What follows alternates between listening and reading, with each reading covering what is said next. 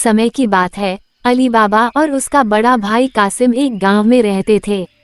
कासिम एक धनी व्यापारी था, जबकि अली बाबा एक गरीब लकड़हारा था। एक दिन अली बाबा जंगल में लकड़ी काट रहा था जब उसने 40 चोरों के एक गिरोह को देखा। चोर एक गुफा में सोने और चांदी का भारी खजाना छुपा रहे थे।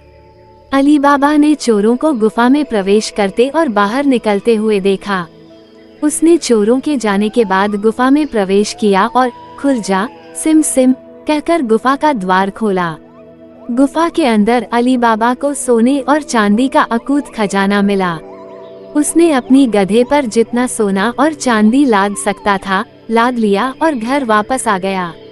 अली बाबा ने अपनी पत्नी को खजाने के बारे में बताया और उसे सोने के सिक्कों को छुपाने के लिए कहा। अगले दिन कासिम को अली बाबा के खजाने के बारे में पता चला। वह भी गुफा में जाना चाहता था। अली बाबा ने उसे गुफा का रास्ता बताया और उसे खजाने के बारे में सावधान रहने के लिए भी कहा। कासिम गुफा में गया और लालच में अंधा होकर उसने गुफा का द्वार बंद होने से पहले बाहर निकलने का रास्ता भूल गया। चोर गुफा में वापस आए और कासिम को मार डाला। अली बाबा को जब अपने भाई की मृत्यु का पता चला तो वो बहुत दुखी हुआ। उसने अपनी पत्नी और भाई की पत्नी का ख्याल रखने का फैसला किया। कुछ दिनों बाद अली बाबा की पत्नी ने देखा कि एक तेल बेचने वाला उनके घर के बाहर घूम रहा है। उसे शक हुआ कि तेल बेचने वाला कोई और नहीं बल्कि चोरों का सरदार है जो अली बाबा के घर का पता लगाना चाहता है। उसने तेल बेचने वाले को चकमा दिया और उसे घर से भगा दिया। अली बाबा ने चोरों के सरदार को सबक सिखाने का फैसला किया। उसने अपनी पत्नी की मदद से एक योजना बनाई।